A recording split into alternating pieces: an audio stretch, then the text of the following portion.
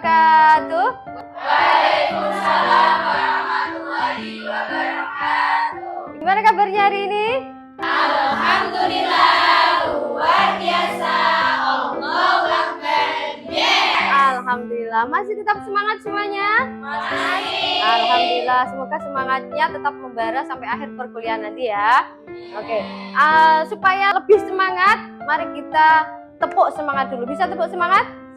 Tepuk semangat. Semangat. Semangat. Oke, kita ulang sekali lagi. Tepuk semangat.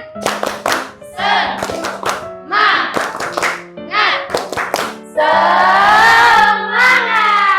Alhamdulillah, semuanya semangat, semuanya sehat ya. Oke, sebelum kita mulai perkuliahan hari ini, kita berdoa dulu. Berdoa mulai. Berdoa selesai. Sebelum kita mulai pelajaran, saya absen dulu ya. Oke, Mbak Nur Khofifah, oke, Mbak Zakia, Mbak Salwa, Mbak Suci. Hari ini ketemu lagi dengan mata kuliah keterampilan komunikasi konseling. Oke. Sebelum kita mulai materi hari ini, yaitu materi attending. Ada yang sudah pernah dengar attending? Sudah. Oke. Sebelum masuk materi attending, kita ulas dulu materi yang sebelumnya, materi yang lalu. Kalian masih ingat materi yang lalu? Masih. Apa materi yang lalu Mbak Kia? Komunikasi verbal dan komunikasi nonverbal. Komunikasi verbal dan komunikasi nonverbal. Jadi dalam konseling itu ada yang namanya komunikasi verbal dan nonverbal. Oke, ada yang masih ingat komunikasi verbal itu apa? Oh iya. Proses penyampaian pesan atau informasi melalui kata-kata, baik menggunakan lisan maupun tulisan. Oke, bagus. Itu adalah komunikasi verbal.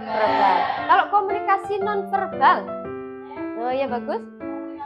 Komunikasi nonverbal kebalikan dari komunikasi verbal. Kalau komunikasi verbal kan menggunakan kata-kata, kalau nonverbal lebih menggunakan mimik wajah, intonasi suara, dan gestur. Oke, bagus. Benar ya?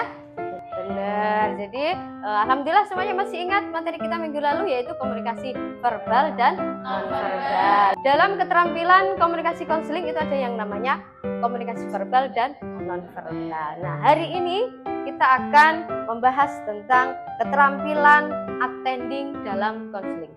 Ada yang sudah tahu attending itu apa? Belum? Belum? Atau sudah? Belum. Nah, oke. Sebelum kita membahas tentang keterampilan attending, keterampilan komunikasi attending, kira-kira tujuan dari kita mempelajari keterampilan attending itu apa kira-kira? Ada yang bisa jawab? Menjelaskan pengertian keterampilan attending dalam konseling. Oke, bagus. Jadi diharapkan kalian atau calon konselor itu memahami apa itu arti attending. Kemudian apa lagi?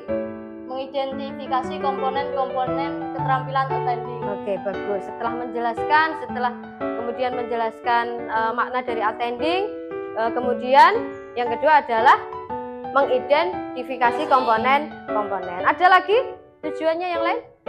Tujuannya yang lain itu adalah membedakan perilaku attending yang efektif dan tidak efektif. Oke, bagus. Jadi bisa membedakan perilaku attending yang bagus itu seperti apa, yang efektif itu seperti apa, yang tidak efektif itu seperti apa. Ada lagi kira-kira? Mempraktikkan keterampilan attending dalam simulasi konseling sebentar. Setelah memahami mana yang efektif, mana yang tidak efektif, diharapkan kalian semua bisa mempraktekkan attending dengan efektif, gitu ya. Attending yang bagus, yang baik itu seperti apa? Nah, sudah. Lanjut. Kemudian, nah ini, apa itu attending? Attending adalah apa? Dibaca bersama-sama. Keterampilan memberikan Pelajaran penuh kepada konseling melalui perilaku verbal dan nonverbal sehingga konseling merasa diterima. dihargai dan didengarkan. Oke, jadi keterampilan memberikan perhatian penuh kepada konseli supaya konseli itu merasa dihargai, diterima, dan didengarkan. Bagus, itu adalah attending. Ada beberapa komponen attending, yaitu yang pertama adalah apa? Kontak mata. Kontak mata yang seperti apa yang dimaksud? Betul, jadi menatap dengan natural, tidak dengan melotot gini. Nggak boleh ya, jadi harus ademnyes gitu ya. Ademnyes gitu, dikasih es. Kemudian yang kedua adalah tidak menatap secara berlebihan atau mengintimidasi, dilirik gitu. Boleh kayak gitu? Enggak boleh. Kemudian fokus pandangan menunjukkan perhatian yang tulus. Jadi fokus, dengarkan seksama, sama mangguk-mangguk gini. Itu adalah kontak mata. Matanya nggak boleh kemana-mana. Jadi matanya harus tertuju ke konseling, gitu ya. Oke, yang kedua apa? Komponen dari attending.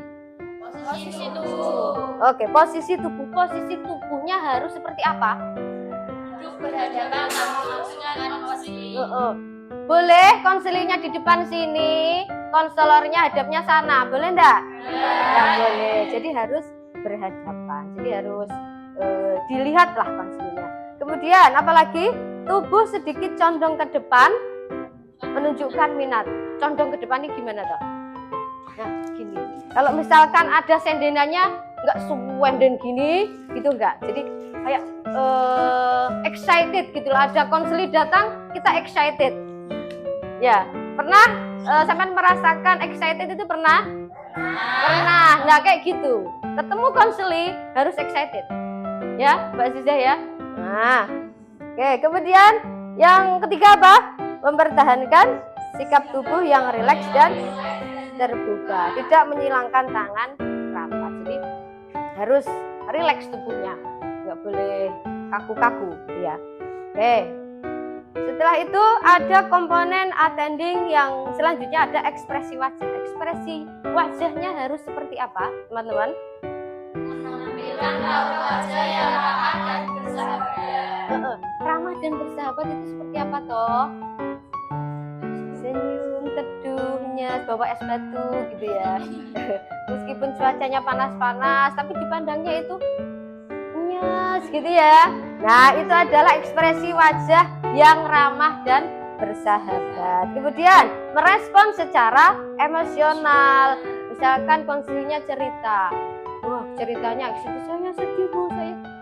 Terus responnya, oh iya ya kamu sedih ya gitu. Jadi kan harus emosinya harus dapat gitu ya. Tidak boleh konselingnya ceritanya sedih-sedih sampai ketawa, boleh?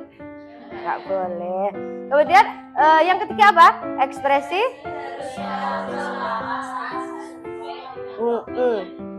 betul, ekspresinya harus selaras dan sesuai. Kemudian yang keempat adalah gerakan tubuh. Gerakan tubuhnya harus seperti apa?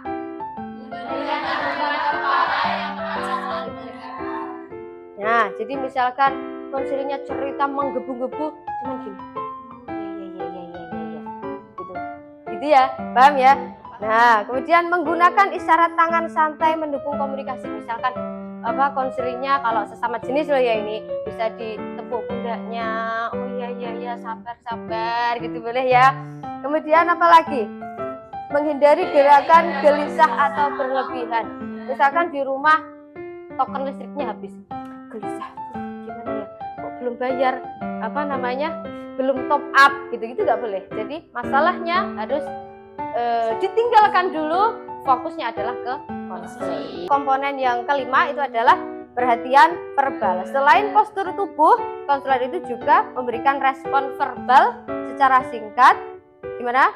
Untuk mengkonfirmasi bahwa konselor itu benar-benar menyimak, benar-benar mendengarkan, benar-benar hadir. Seperti apa contohnya? Misalkan lagi cerita, konselingnya lagi cerita, oh ya gitu ya.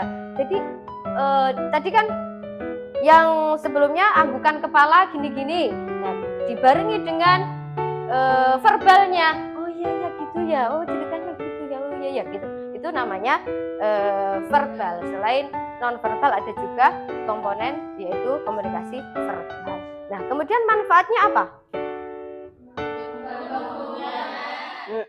Membangun hubungan, menciptakan hubungan yang nyaman, aman, baik gitu ya. Nah, jadi attending itu kan teknik konseling yang paling awal. Sebelum kita melakukan proses konseling itu attending dulu.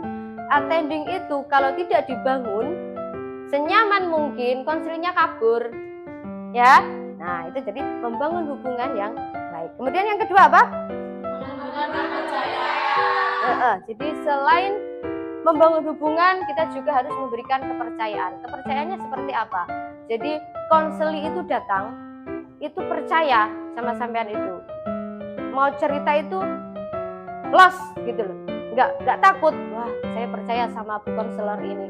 Saya mau cerita. Nah, harus seperti itu. Gitu ya. Itu adalah bisa menumbuh ke konselor harus mampu menumbuhkan kepercayaan. Kemudian apa lagi? Mendorong keterbukaan, membantu konseli merasa aman untuk terbuka menceritakan masalah mereka tanpa takut dihakimi. Jadi konselor itu harus terbuka. Yaitu adalah salah satu manfaat dari keterampilan attending. Nah, teman-teman, berbagai penelitian menunjukkan bahwa konseli itu akan merasa terbuka ketika konselornya itu menunjukkan atau memberikan perhatian penuh dengan kontak mata, dengan bahasa tubuh yang positif, dengan gestur tubuh yang gimana tadi, excited gitu ya. Nah, itu berarti konseli merasa terbuka untuk bercerita. Itu sudah ada dalam penelitian terdahulu bahwa attending itu memang penting dalam proses konseling. Oke, salah satu penelitiannya Devrianto dan kawan-kawan tahun 2022 menunjukkan bahwa attending itu merupakan salah satu keterampilan dasar yang paling sering digunakan dalam sesi konseling dan berkontribusi terhadap kepuasan konseling. Jadi sudah banyak penelitian ya teman-teman dalam attending itu, dalam penggunaan attending dalam proses konseling itu memang sangat penting, gitu ya. Nah, bisa dipahami? Oke. Selain itu teman-teman, sikap attending juga mengajarkan kita untuk mendengarkan orang lain secara utuh tanpa menghakimi.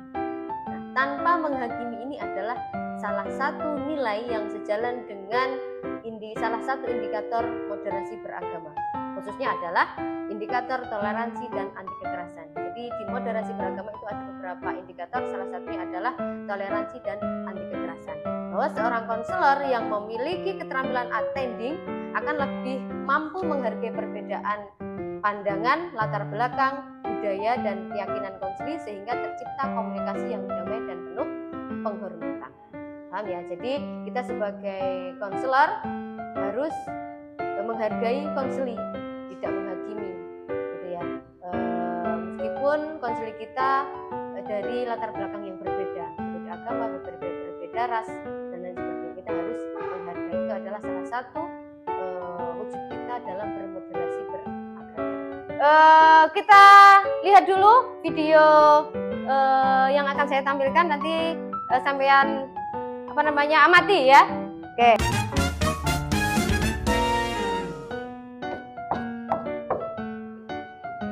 Assalamualaikum. Permisi Bu. Cari siapa Mbak? Saya sudah ada jadwal sama ibu mau sesi konseling. Sini Mbak, duduk. Ada masalah apa Mbak?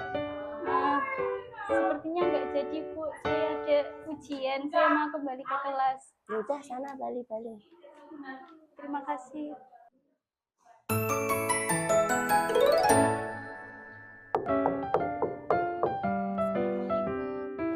Oh, waalaikumsalam. Ya. Oh, Alfi. Iya Bu. Ya, silakan duduk di sini. Duduk di sini nih. Iya, duduk di sini. Silakan duduk. Makasih Bu. Ya. Kira-kira saya ganggu waktunya jenengan nggak ini? Oh, enggak, sama sekali enggak. Waktu ini emang saya siapkan buat kamu konsultasi masalah kamu ke saya. Kira-kira apa ya yang bisa saya bantu? Saya boleh cerita ini Bu. Oh, boleh banget, boleh banget.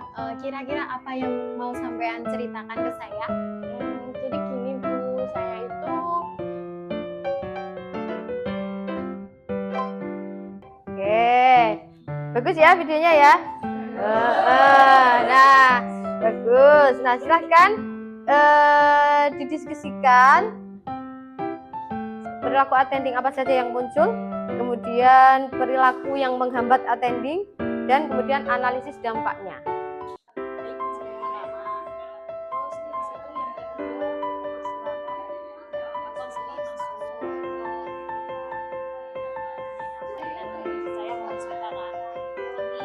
Terus akhirnya Siti bisa menceritakan apa yang dirasakan. Kita mengidentifikasi perilaku attending yang muncul. Jadi yang pertama itu konselor menyambut baik kedatangan klien sehingga klien bisa langsung nyaman. mendapatkan kepercayaan dari si konselor, tidak akan merasa percaya, menceritakan juga, dan kita tahu bahwa masalah yang dirasakan si Uci apa yang dirasakannya, jadi kita bisa